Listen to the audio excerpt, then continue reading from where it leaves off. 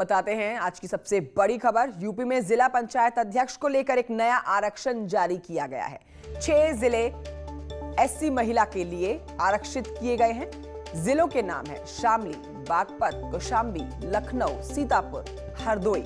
SC के लिए 10 जिले आरक्षित किए गए हैं। जिलों के नाम है कानपुर, औरैया, चित्रकूट, महोबा, झांसी, जालौन, बाराबंकी, खीरी, रायबरेली और मिर्जापुर। और अगर बात की जाए ओबीसी की, तो ओबीसी महिला के लिए 7 जिले आरक्षित हुए हैं और इन जिलों के नाम है बदायूं, संभल, एटा, कुशीनगर, बरेली, हापुड़, वाराणसी।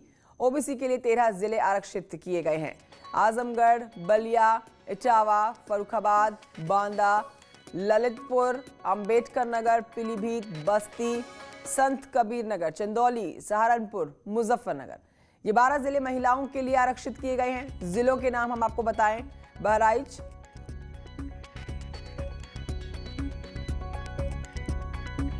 और आइए सीधे रुख करते हैं यहां पर मेरी सहयोगी अनामिका की तरफ। हमारे साथ जुड़ चुकी हैं अनामिका।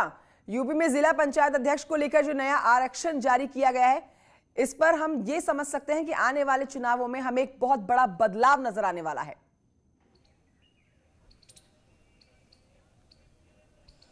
और देखिए, जिस तरीके से 15 मार्च को हाई कोर्ट के निर्देश के बाद परसों कैबिनेट ने जो मंजूरी दी थी, जिसमें यह कहा गया था कि अब जो आरक्षण वर्ष का आधार है उसको 2015 वर्ष का जो आधार वो मान के किया जाएगा। हालांकि इसके पहले 1995 वर्ष को आधार माना गया था, जिसको हाई कोर्ट ने निरस्त करते हुए अगले आदेश में यह कहा कि 2015 वर्ष को ही आधार वर्ष माना जाएगा। और इसी के आधार पर कल देर रात जो शासनादेश जारी किया गया है, उसके तहत जिला पंचायत अध्यक्ष के तहत और भी जो अलग अलग पद है उनके लिए आरक्षण की जो सूची जारी की है, उसमें लखनऊ का भी जो जिला है वो भी अनुसूचित जाति की महिला के लिए रिजर्व किया गया है।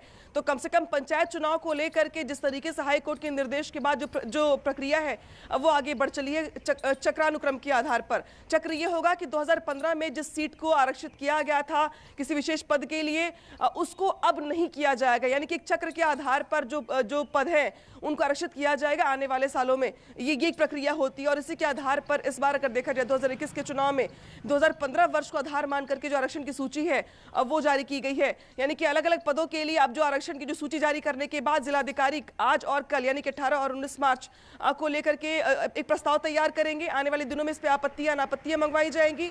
इसके बाद ही जो प्रक्रिया है जो वो आगे बढ़ती चली जाएगी।